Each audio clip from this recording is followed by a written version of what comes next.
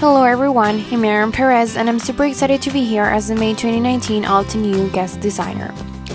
So this is actually my second project, so if you haven't seen the first one yet, I recommend you to do it so.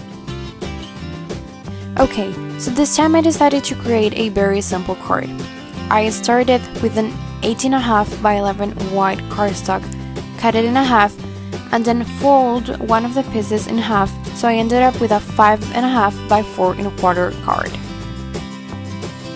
For the front panel, I used one of the papers from the 6x6 reflection paper pack and cut it at 5.25 by 4 inches.